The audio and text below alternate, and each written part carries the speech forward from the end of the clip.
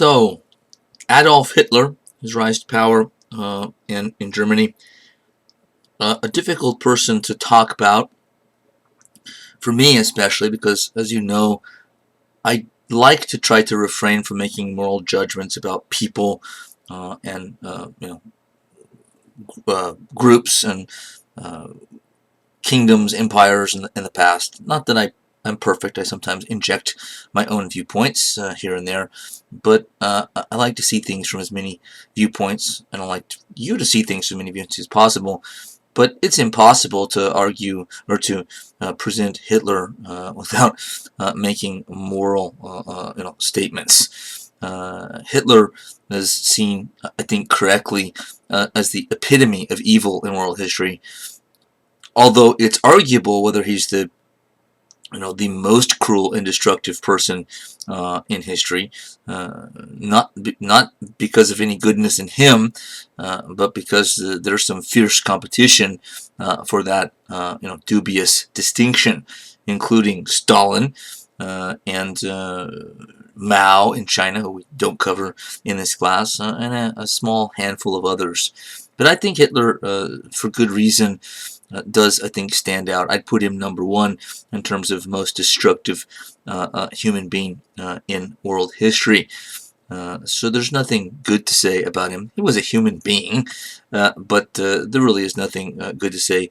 He was responsible for mass suffering on a global scale, was utterly indifferent to it, had no feeling for humanity and maybe even individuals. He very well may have been a psychopath or sociopath, which doesn't sound, I think, surprising to anyone listening to this. Believe it or not, historians have tended to shy away from drawing conclusions about Hitler's mental or psychological state, which I get, because historians, as you know, draw evidence mostly from primary source documents, and we don't have primary source documents on this. Hitler didn't see a psychiatrist. They didn't have psychotropic medications in those days. If we could go back and look at what he had in his medicine cabinet, what his psychiatrist said in their notes, we'd have better grounds for making conclusions. That being said, to me, historians shy away from this a bit too much, though there are a few that I think go into this a little further, as I do. I think we can infer plenty about his mental state from his actions. We don't have to have it from his own mouth or from his own psychiatrist's mouth, which he didn't have. We can infer it from his actions. So, for instance, Hitler is well known to have enjoyed, like as a sort of after-dinner movie, watching film footage of enemy cities, up in flames because of a German successful attack. Warsaw in Poland, for example. And he would just get great delight in seeing these cities being burned to the ground. That's not really normal. And he seems to have intentionally had executions of political enemies filmed, and they're sort of tortured and executed, and he'd watch those for fun as well. So I don't think it's then that going out on a limb too much, and there are other things that point in the same direction, to claim then that Hitler was sadistic, extremely sadistic. So I think, taking with a grain of salt, recognizing, okay, we don't have the normal documentary evidence we like to have. One can speculate and even more think about Hitler's psychological state. Hitler was from Austria, not Germany, but we know Austria is a German-speaking country, and one of his parents had come from Germany, and he appears to have always related to his German background more than his Austrian background, although he grew up in Austria. He came from an average family background in the economic sense. Dad was a minor bureaucrat, civil servant in government in Austria, so kind of a lower middle class background. I don't mean average in terms that he was average. There is some indication that there may have been some abuse of him in his family. he did lose a lot of loved ones and siblings, which may have scarred him. So there are some possible explanations for his strange behavior, throughout life, even before he came to power, and then, exhibited maniacal behavior. So he appears to have been troubled for whatever reason. I've given you a couple possibilities from early on. He had one friend in his young adult life. Basically one. And poor guy, because he was just the only one, after the fact, the world, like the press and scholars, descended on this guy, wanting to, understand what Hitler was like, for obvious reasons. It's important to know what makes evil like this happen. But the guy in question, I always forget his name, just an average person, talked to, and they were like young men. Talked about how Hitler talked incessantly, had all these sort of wild dreams and plans. He wanted to be an architect, and he'd say, I'm going to build this building here and that building there and that, but didn't really follow through on anything. For a time during this period, he lived off a minor inheritance that he received. I forget from whom. And he'd like set an apartment. He'd sleep in till like 3 in the afternoon, then get up, go to coffee with his one friend. They go to the opera. He loved the opera. Come back, go hang out at another coffee house, whatever, read the papers, go home, and so forth. So he led kind of a dissolute life in some ways. He never really had a great deal of discipline. Even once he became the dictator of Germany, he tended to sleep in, and he wasn't a workaholic per se, but he did have driving ambition to succeed and to achieve his maniacal goals. So that there were times where he sort of worked himself to the bone, political campaigns and so forth. But he was wildly inconsistent. He, as I said, talked incessantly. You couldn't disagree with him without him screaming at you, even as a young man. His one buddy said they were in somewhere in public when they sitting at a table, and Hitler happened to overhear other people at the neighboring table talking politics. And I forget what was said, but whatever it was, Hitler disagreed, and he jumped up and ran over to their table and started screaming at them about how wrong they were, how stupid they were, and trying to explain why he was right. These are people he didn't know from Adam. So he was a strange bird indeed. In World War I, he signed up enthusiastically. He managed to get himself attached to a German regiment, not an Austrian one. So he went to the Western Front in a German uniform from a Bavarian regiment, and acquitted himself well on the Western Front. He was a good soldier by all accounts. He was decorated, won a number of medals and awards, one for being wounded in a gas attack. He could have died. So he had all kinds of commendations and medals. His fellow soldiers in the trenches, Hitler was just a corporal. He wasn't even an officer. But his comrades all attested to how good and responsible a soldier he was. But they thought he was too good of a soldier. He seemed to be too into it. The rest of the guys just wanted to do their job and get home in one piece. Hitler seemed to really be into it. And he was. Two of his COs, commanding officers, on different occasions said something similar without knowing that the guy had said it, I think. And that is that this Hitler guy's a good soldier, but I'd never promote him because there's something unstable about him. The word unstable comes back sort of over and over again.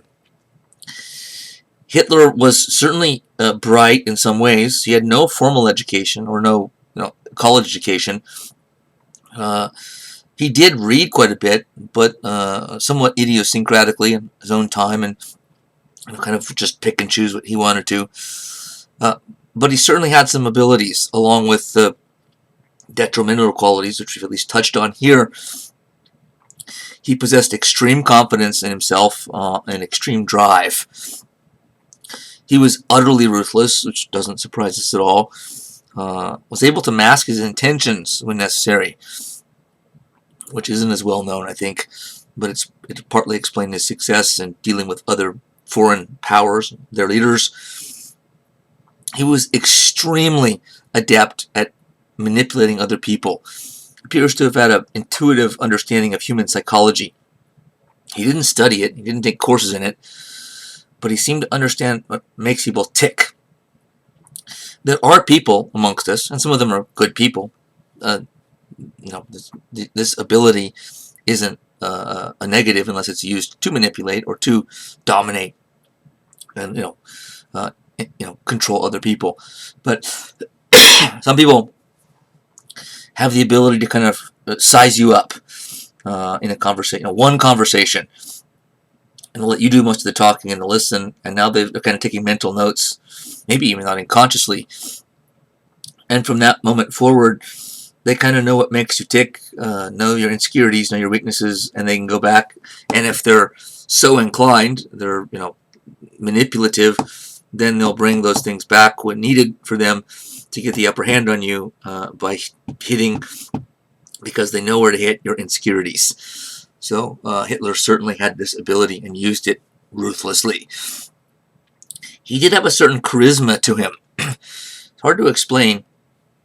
He was utterly boring in person, at least much of the time.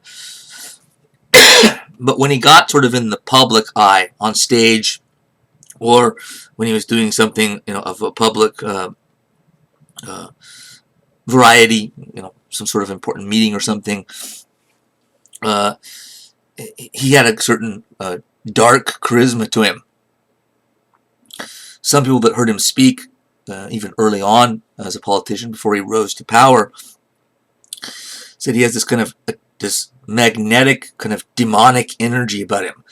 So even those that sort of heard him speak and recognized there's something dangerous about this guy, there's something frightening about him, still claimed that it still draws you in somehow. Even those that heard him speak and were criticizing him and saying, this guy's a maniac, I could never follow him.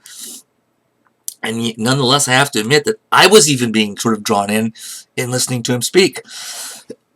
So, I don't exactly know why, but there's some sort of power in his presence and his speaking ability. If you listen to film clips, you can see a little of that, even if you don't speak German. Hitler wrote one book, Mein Kampf, For My Struggle, much of it while he was in prison, which we'll get to momentarily as well. It was published in 1925 after he got out of prison. And his only book, thank God. It's an awful book. I don't mean the ideas are awful. I mean, that's obviously true. But I mean, he was a horrible writer. Just horrible. I had to read this in college, in a history class. And I can see no difference between reading Mein Kampf and banging your head against a wall for 5 straight hours. Oh my God, the guy was just a horrible writer. I wouldn't wish this book on anyone for both reasons. Insane ideas and horrible writing, neither of which make for a good book.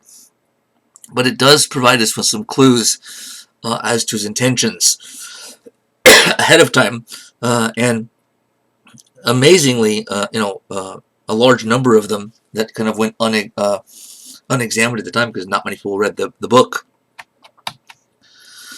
Which brings us to the Nazi ideology and political platform.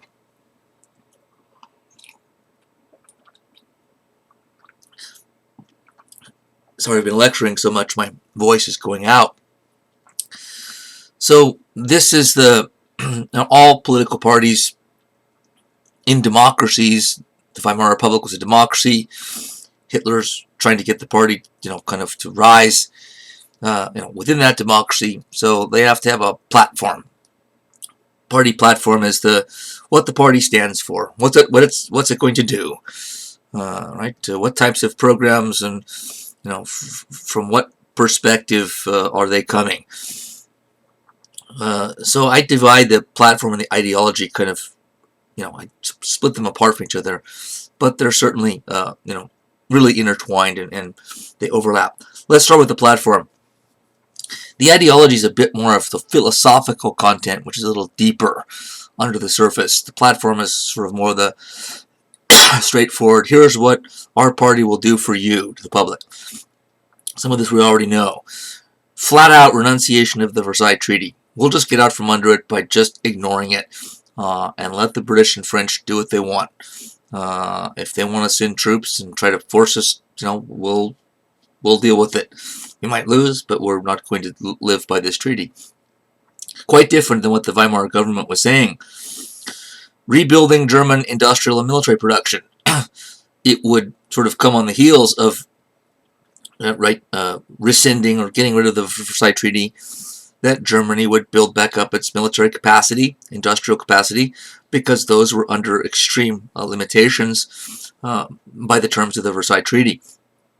And renouncing the Versailles Treaty was popular, and along with it, so was rebuilding German industrial military production.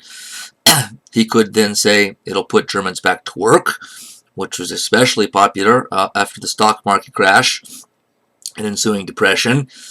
It'll also, military production, ramping it up, will allow us to have an aggressive foreign policy, which is number 3, and will allow sort of Germany to get back to the top, among the top powers in the world, where it naturally belongs and where it was before it got railroaded by the Allies in the Treaty of Versailles. So this appealed to German patriotism and nationalism. Germans did feel humiliated by Versailles and the loss in World War I that didn't accept as really a loss anyway. All of these, you can see how they'd be popular and were popular with the German public. So this then gets to the deeper philosophical, principled issues, sort of Hitler's worldview, the Nazi worldview. Hitler had an extreme social Darwinistic view of the world, that the world is a brutal struggle to survive, survival of the fittest. But he believed it wasn't a struggle between countries, classes, etc. It was a struggle between races. And the Nazis were obsessed with race. Hitler was obsessed with race. And he saw all kinds of different racial categories that we wouldn't see as such today. So the Slavic peoples were a separate race from the Nazi point of view. The Jewish people, a separate race. Well, the Jewish people were a different religion, a different cultural group, perhaps a different ethnic group, but a different race. This was the Nazi view. And furthermore, he believed that that the world is about, it's just natural, nothing you can do about it, according to him. This is why he's taking it from Darwinian theory, or how he gets there. It's Darwinian theory that however much he's distorting Darwinian theory, I should say. Darwin certainly wasn't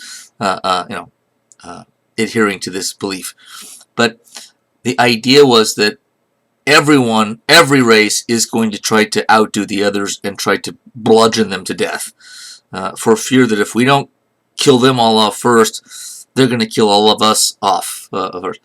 Which is interesting for a number of reasons, one of which is something we alluded to before, and that is that, remember, after World War I, not just in Germany, but as sort of part of the distorted thinking that World War I caused, there was this irrational fear that we might go extinct in the next war. Hitler seems to have imbibed that sort of idea that, oh my God, we, in this case, the German or Aryan race, again, they also set themselves as a separate race. If we don't build ourselves up and get them, the other races, before they get us, we might go under and become extinct or made extinct. So the world is a brutal struggle between races to survive. He was obsessed then with racial superiority and inferiority, and there was kind of a ranking from most able to least able, most superior, most inferior races. With, lo and behold, surprise, surprise, the Germans, or Aryan peoples, the Nazis referred to them at the top of the ladder, and the Jews at the very bottom, with a bunch of other groups in between. Hitler thought low on the ladder of superiority, inferiority, were all people of color. Again, the Slavs, he didn't think much of. He actually liked the British, and thought they were high under the Germans, but high. But just about every group that's pretty high, or every racial group, as defined by the Nazis, the ones that are high on the list are only there because they're seen to have, or believed to have, German blood in them, at least some. So, right, the Angles and the Saxons, Anglo-Saxon, were Germanic tribes that migrated to the British Isles way back when, and they started mixing in with the Britons and the groups that already lived there. And so what Hitler's saying is, yeah, the British are pretty high on the list of superiority because they're Germans, like we are. So that's more or less what he's saying. So an obsession with racial superiority. But the Jews were definitely seen as at the bottom of that list, which comes from, in part, Hitler's own personal views, sort of steeped in his own early life in Austria, Vienna. There was lots of anti-Semitism in Vienna politics that he picked up on early, and there's no doubt, it was personal to him. He was a virulent anti-Semite, a hater of Jews himself. The Nazi belief in Jewish inferiority is interesting, though, because it contradicts itself. The Jews were seen as the most inferior race, and at the same time, it was feared, for instance, that the Jews were going to take over world finance. Well, if they're so inferior, how could they possibly have the ability to take over world finance? Well, go figure. I mean, don't even waste your time trying to figure it out. In the end, racism doesn't make sense anyway. There's lots of irrationality in it, and there's an example of something that just doesn't square. Lastly, for a particular race to ensure its survival and dominance, it needed living space, or Lebensraum. This is written about in Mein Kampf. It's a huge part of the Nazi ideology. And the pretty simple formula here: the more land a race has, the German race in this case, the more crops it can produce. The more land and crops it has, the larger the population it can sustain, and the larger the population it can sustain, the larger the military force it can have, and the more people that it has, making it harder to totally destroy or force to go extinct. So Lebensraum was critical.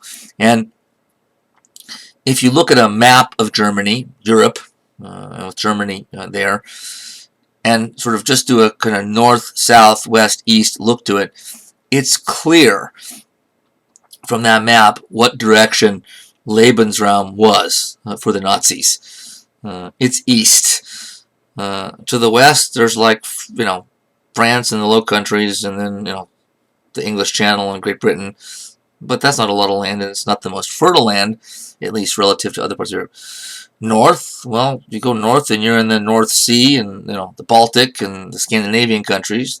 There's land, but not much, and not the most fertile. South, well, you've got like Italy and Spain, Greece. Okay, but if you go east, you've got Eastern Europe, Poland, the Ukraine, Belarus, and now the land just sort of widens out and deepens. And Ukraine is a good example, is rich, fertile soil, perfect for many different types of crops. So this was the key direction of Lebensraum, which was already hinted at way back in Hitler's early writings and thought. One current historian saying that an invasion of the Soviet Union to the east was part of the Nazi DNA from the beginning. a fancy way or clever way to say that with Lebensraum as a major belief and component of the Nazi belief system, the only way they were able to really get Lebensraum was to go east, and that meant attacking the Soviet Union, because the Soviet Union wasn't going to give you the land, to increase the amount you owned. You have to take it from them. So it may be true that Hitler was already, whether he realized it or not, setting up a situation where if he did come to power, the Nazis did get to the top, that they were going to attack the Soviet Union. But you should already be able to see that that's probably not the wisest idea in the world. So how did the Nazis rise to power? I've sort of boiled it down to three things here. One, Hitler's unique combination of character, personality traits. Two, the appeal of Nazi ideology to the public, Nazi platform to the public, and propaganda to deliver and package and deliver that ideology in a certain way to make it sort of more attractive to growing numbers of Germans. And three, this is the context, the window that Hitler sees and jumps through, a Germany in extreme turmoil in the 20s and 30s. The last one we've already really talked about. Hitler's character, personality traits we've talked about to some degree already as well, and they were unique. But let me say this, since we already kind of talked about this, right? Extreme confidence, extreme ruthlessness, sort of keen, innate or inherent sort of ability to read other people psychologically, and on and on. But historians no longer, I think it'll change and come back eventually, but at least the mainstream, the lion's share of historians these days tend to play down individual leadership. This is a conversation we've already had in other units, but they tend to play down the importance of the leadership of one leader, one government or another, and claim that, well, history is moved and explained by larger underlying impersonal social forces, economic forces, demographic forces, geographical factors, and that's certainly true. That adding that to our explanation, understanding of historical phenomenon has been important. But I do think it tends to then inaccurately downplay the importance of leadership. And there are some leaders where I think you can really see this and make this point. Without Hitler's unique combination of character and personality traits, it's hard for many historians, including myself, to see World War II and the Holocaust happening at all. So meaning you minus one guy, Hitler, and it doesn't happen. We can't know that for sure. Of course, we can't do a controlled experiment on this, but I think the likelihood is still there. We might be speculating, but you can make, I think, a pretty good, at least logical case that this is likely to be true. His combination of abilities and quirks and psychological makeup was so unique in good and bad ways that it's hard to see somebody else like him coming along. Now maybe there could have been something like a World War II for slightly different reasons, 10 years later, 20 years later, but I don't see it happening the way it did. A Holocaust, attempt to annihilate the Jews, killing millions of them in the process, the overrunning of much of Europe, and on without Hitler. Now that's certainly open to argument, because the best you can do is make a speculative or logical argument behind it, and evidence is harder to put together. So you can sort of find some indirect evidence to support the claim as well. Propaganda will get to the appeal of Nazi ideology. We already kind of know this as well. Right? A lot of it goes back to, again, World War I, the Versailles Treaty, the suffering of Germany, the German people in the 20s, particularly the 30s. The Nazis promised utopia. And by the way, I forgot to mention this at the outset. I do this a lot, don't I? since in World War II, we can argue that the two main combatants in that war, at least from a European perspective, are Germany and the Soviet Union. And secondly, that when we covered World War I skipped, except for one slide, the Russian or Communist Revolution. At the end of this unit, the last part of it, we're going to go back and look at the Russian Revolution. So that's upcoming in a little bit, just to warn you, so you're not, wait a minute, why did he jump into this? This will help us set up the next unit. Plus, the Bolshevik or Communist Revolution is rather important in European and world history. We've talked about how, in general, totalitarian systems always sort of promise some utopia. And the Germans were promising kind of a glamorous new order to bring greater unity and well-being. And the Nazi movement, you can see from the propaganda picture here, poster, they're kind of combining, which is typical of these kind of regimes, combining kind of the new with the old. Right? That's an old medieval knight. So there's some element of tradition, but it's always sort of mixed with something kind of supposedly futuristic as well. Mazauer, one of our experts on this, says Nazism saw itself as destined to remake society, the continent, and the world in a new order for mankind. Against the liberal defense of individual liberties, the Nazis counterposed the racial welfare of the collectivity. I'll read that again. It sums up a lot of what we've been talking about already today.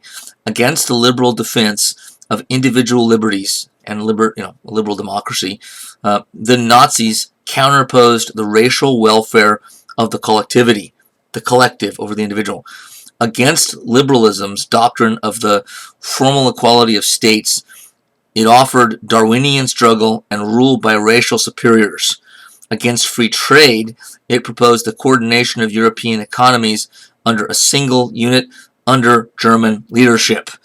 This is sort of the beginning, the first recipe that would take Germany and the German people to utopia. The last part of that as well also shows us that Germany, looking at this from another vantage point, was creating a kind of a European Union by force, and did.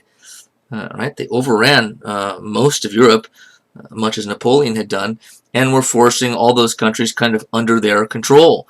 So this is a European Union not by agreement, but by force. And it's, I think, certain that had Hitler been able to consolidate what he took without losing it in World War, that that economic bloc would have been powerful.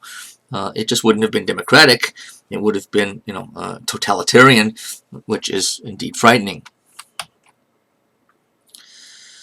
So one of the explanations for how the Nazis and their leader Adolf Hitler came to power was their ability to do propaganda and spectacle. And this isn't just Hitler.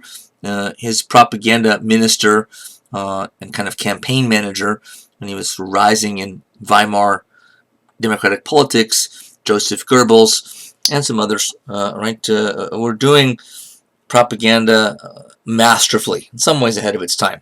As Professor Perry says, Hitler consciously applied and perfected elements of circus showmanship, church pageantry, American advertising, and the techniques of propaganda that the Allies had used to stir the civilian populations during the war, meaning World War I. Hitler believed that propaganda must be aimed principally at the emotions. The masses are not moved by scientific ideas or by objective and abstract knowledge, but by primitive feelings, terror, force, and discipline. Propaganda must reduce everything to simple slogans, incessantly repeated, and must focus on one enemy. The masses are aroused by a storm of hot passion erupting from the speaker. Perry says that extremely well, and I believe that to be really accurate. And it shows that the Nazis, I think, were really on top of how how to move the masses. That they got that from lots of scholarship that already existed going back to the beginning of the 20th century on how sort of crowds and masses behave, in crowds. But I think it all holds up, and the Nazis mastered this and did it brilliantly. What do I mean by spectacle? Well, spectacle, right? A spectacle is to something that sort of titillates the senses, that impresses to its sight, awes people with its size and how far something stretches to the eyes view, sounds. And so the Nazis were great. You see on the right, Nuremberg rally, there were many of them, flags and banners and uniforms and different colors. And music and torchlit parades, all kinds of spectacles to appeal to the senses. In politics and studying of politics, you've probably heard the phrase before that politicians try to seduce the masses, and the word seduce is not inappropriate. In fact, it's quite appropriate. Because in some ways the seduction of the masses is similar to seduction when it comes to human relationships. And I don't want to I don't want to get into this too much, but when one person is trying to impress someone else, in a romantic situation, they take them to a nice dinner with good food, a nice ambiance, maybe live music. They dress really nice. So why? Well, it's kind of to impress. You're titillating the senses once again. So in politics, you could say that it's basically the same process, just on a larger scale. Instead of trying to impress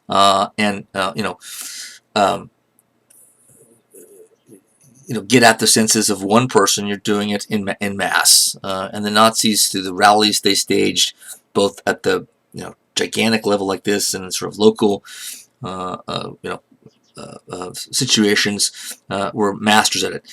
Torchlight parades in the middle of the night in towns became a huge draw for the Nazi party. There was something elemental about and sometimes bands and music being played about the torchlight and pitch black of night marching through town that had a kind of a primordial, prehistorical draw to it, I suppose. Hitler, we know, the Nazis made use of their own paramilitary force, the SA, or Brown Shirts as they were known, led by Ernst Röhm, you see on the left, a veteran of World War I. Many of the Brown Shirts were World War I veterans. The SA had an important role in the Nazi rise to power, but a complex one. Hitler seems to have understood something, again intuitively, which is typical of him, that a lot of the members of the SA were people without jobs or without, meaning after World War I who had fought in the war, and that it would give them a sense of meaning and something to do if they got to wear a uniform and go beat up communists. So take out their anger and their problems dealing with the war by allowing them to at least unleash small levels of violence, and sometimes even more. The relationship was complicated between Hitler and the SA for a number of reasons. Since it was a military or paramilitary force, it wasn't necessarily easy to control. It was loyal to Hitler for the most part, but he didn't have the same kind of ability to control it as he did the army once he became dictator, the German army once he became dictator of the whole country. So Ernst Röhm and some of its other commanders sometimes had disagreements with Hitler, and they could do quite a bit of pushback, especially after the Nazis once tried force and had failed, and Hitler and at least most of the party leaders who agreed with him said, no, we're not going to come to power by force. That's not going to work. We need to come to power by politics. We need to work within the parliamentary democracy that is the Weimar Republic and win elections. So master the democratic process, win elections to get there. But the SA, including Rome, who are used to getting things done in a more blunt way, saw this as selling out in some ways. It's like, this is wimpy. What Hitler's trying to get to power by cooperating with the the Reichstag, the elected legislature of the Weimar Republic, trying to win seats in the the democratic process. Right? That's not how we do things. We do things by blunt force. On a number of occasions, Hitler had to work really hard to keep the SA from going sort of on a violent spree to try to take power. Hitler recognizing, and I think recognition, meaning that he was right, is correct. Hitler, I think, saw this the right way. I mean, not right morally, but this was the way they were going to come to power. It was going to have to be done through democratic politics, not through force. But the SA didn't always agree. Hard to control then. The early attempt at using violence to come to power was an utter disaster and failure. This is the Beer Hall Putsch of 1923. And this is early on. The Nazi Party was young. Hitler, after World War I, remember, he was committed to the war. It gave him a sense of meaning. His, comrades in arms, most of them were just happy to get home in one piece. But he seems to have gone through a crisis afterwards, because now Germany's humiliating defeat left him with a hole, and he appears to have tried to make up for that by going into politics. And he joined this party called the German Workers' Party, which wasn't even known outside of Munich and Bavaria. It was a tiny little party and only had presence and any pull at all, and it wasn't even much there in one part of Germany. Hitler joined it, and through his own energy, ambition, confidence, took over the party, and it got renamed the National Socialist or Nazi Party. And so pretty early in his tenure as leader of this party, the SA, his paramilitary force, and this time with his approval and leadership, tried to carry out a coup in Bavaria and overthrow the Bavarian government, which is one state in the larger German system. Germany was sort of a federation in the Weimar Republic, so that it would be kind of like if you were trying to overthrow the U.S. government. Not that I recommend it. And you thought, well, we're going to start by taking California first, and then we'll see how that goes, and we'll go from there. So they attacked the government of Bavaria, and the whole thing went awry immediately. As soon as those bullets started to fly, because the government sent out troops. This is the one case in which the government did try to kind of stop the paramilitary forces in their midst, and succeeded. Hitler was tried. He took off immediately. And there were some casualties, but the whole thing broke up, and he hid in a friend's apartment, but eventually got arrested, incarcerated, tried for treason, and sentenced to 5 years, although only serving about 9 months. How could you get 5 years only for treason and then serve only 9 months of that? Well, one of the answers is that the judge and some of the others involved in the trial were actually sympathetic to Hitler and his ideas. So, and this was going to be increasingly true. Hitler was a celebrity prisoner. He had kind of his own apartment in prison, and even prison guards were coming to hear him speak, and which says something about this guy's sort of the demonic charisma we talked about before. How is he in prison and he's getting the prison guards to come and listen to him speak and treating him as their leader? He's a prisoner. They're the guards. But he was in prison even still kind of doing politics and had this ability to kind of turn people in his favor. The trial actually helped him. Question, how can going to prison for treason help your political career? Well, it can give you, and did give him, national publicity. So the trial was covered widely, as it would be. Somebody tried to take over the Bavarian government, and a lot of Germans, at least a growing number of them, said, well, I don't agree with what he did, but now that I've sort of listened to this trial and heard about it, I like what he stands for. And not necessarily all of it. Some people might not have liked the anti-Semitism, or not liked, one other aspect of, the Nazi platform and ideology, but they liked enough of it to start to listen more. So this, in a sense, treason trial and prison sentence was a great benefit to Hitler. It gave him a lot of free press.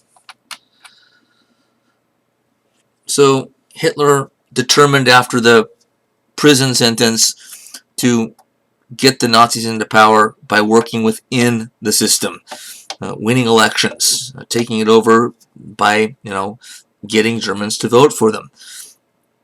But they were working within the political system in order to destroy it.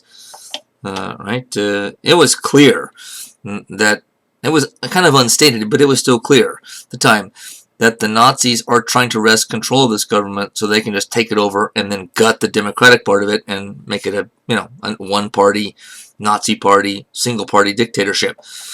And you can see through the years the Nazis' sort of totals in the Reichstag, the equivalent of parliament or Congress today, and again a multi-party system, so the main parties are all represented here. And the Nazi party is the one at the very bottom, NSDAP.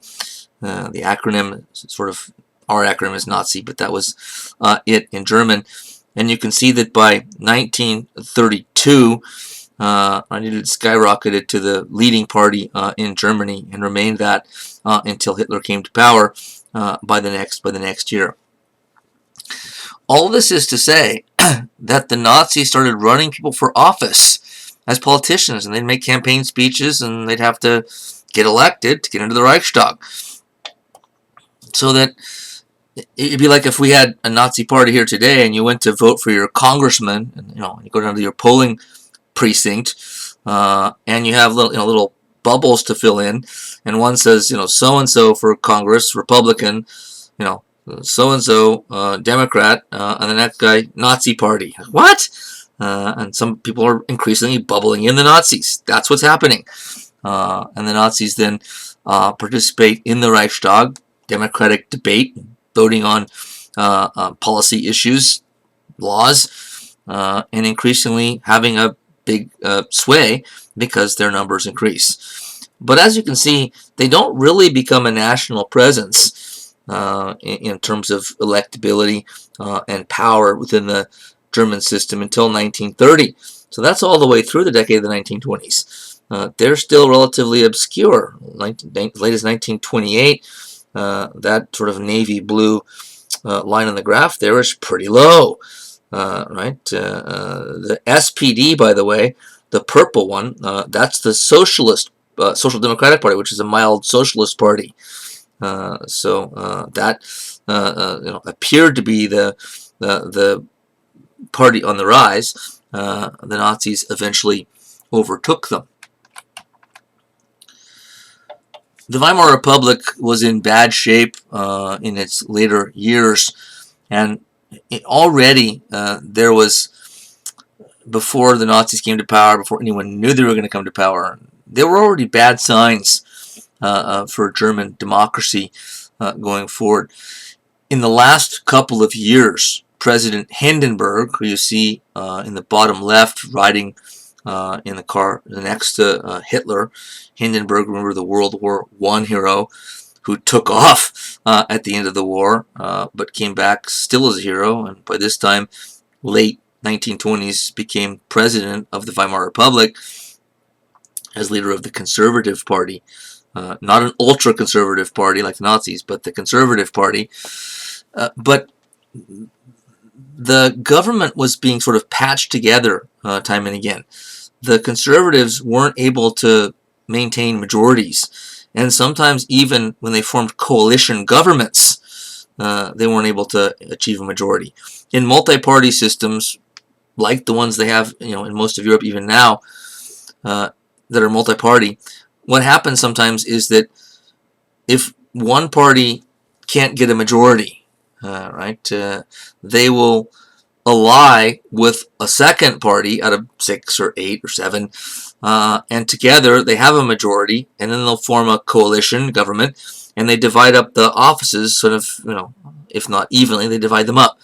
So okay, we're gonna combine, and together we'll have a majority of the public behind one or the other of us, and you guy can be president, our guy will be chancellor, your guy will be minister of war, our guy will be minister of finance, and they divide up the cabinet and important government positions between them.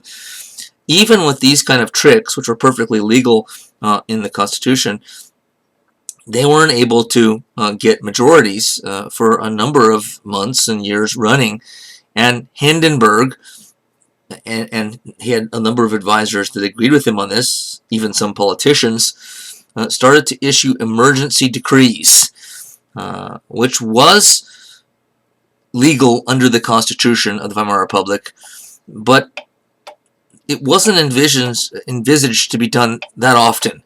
And so there were dozens of them, and every single time I would argue that the government issued an emergency decree, which means we're going around Parliament, we're going around the Reichstag, and I'm just, as president, within my emergency powers, I'm just declaring this now to be a law, a policy. Every time they did that, it undermined the democratic government and weakened it. And so by the time Hitler comes to power, Germans were already used to the Weimar Republic functioning more as an autocracy and not a democracy. So in the sense, the table was kind of set for Hitler. That being said, there was a whole month of wrangling at the beginning of 1933 once the government, with Hindenburg at its head, realized the Nazis are the single largest party in the country. They're not a majority because there is no majority. With 6, 7, 8 parties, there's a good chance that at any one time no one's going to have an outright majority. But the Nazis had a plurality, which is more votes and support than anybody else, at like 37%. And then the communists were like 24% or something. So since Hindenburg was patching it together, their emergency decree without majority rule, they thought, well, maybe we need to invite the Nazis into power, form a coalition with them, even if we don't really like them. Hindenburg was very suspicious of Hitler, didn't like him, though he was somewhat of an authoritarian himself. He was kind of an old-fashioned authoritarian, and was wary. And so for a whole month there was wrangling, and Hitler and Nazi leaders realized that they had a chance. They'd been kind of working for this, building their strength in the Reichstag through elections, and use the government within the government to get inside it to take power, and then they could sort of trash the democratic government from there. And Hitler was now close, but on a number of occasions in this tumultuous month of January 1933, it looked like Hitler's chances, the Nazis' moment, had come and gone. That Hitler may have squandered it. Part of the reason is because Hindenburg's government, including an advisor and friend of his, Hindenburg's, named Fritz von Papen, privy to the intimate of these negotiations, Hitler kept getting offered. The Nazis were offered a number of positions in the government, but not the chancellor position. Hindenburg was president. The number 2 position was chancellor. But again, this is the way such systems often work even now. The number 1 position, and I mentioned this in an earlier lecture, is the kind of the head of state. This guy makes the appearances and sort of the speeches, and it's the number 2 guy, the chancellor, that really does the political policy and public policy work. So in some ways, the number 2 guy is the more important one, and Hitler demanded that position, and kept saying, we're not making an agreement to come into the government until I get that position. I don't care what other positions you offer us. They were offering him like Minister of Agriculture and some important ones, the Home Secretary, whatever it was called, Interior Secretary, and some of Hitler's own colleagues in the leadership of the Nazi Party were upset. One guy quit, who was a leading Nazi because he thought Hitler was crazy. We are being invited into government. We'll be part of the government for the first time in our party's history. This is a golden opportunity, and you, right, Hitler, are threatening, the failure of all we worked for because you're holding out for too much. We're gonna have important cabinet positions. And they said, nope, I'm not. I'm holding out until they offer me the chancellor position, which seemed stubborn and seemed unlikely to work, partly because Hindenburg didn't trust him.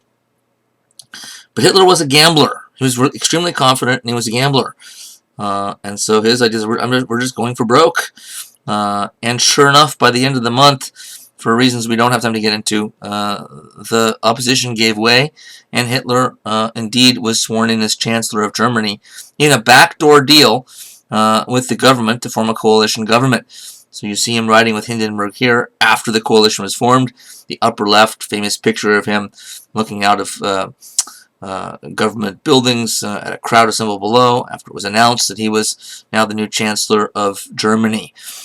And to dispel a couple of misnomers, Hitler then did not come to power by force, though he had tried it in 1923, at least in one part of Germany, or by election, at least directly. Now we know the Nazis were the #1 party by election in the Reichstag at this time, and that's certainly what set up Hitler's opportunity to be invited into government.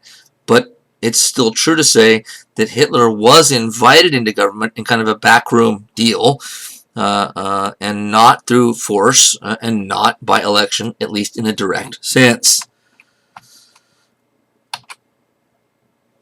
Quite quickly, it became clear to everybody that the Nazis were going to do and were doing what many feared they were going to do.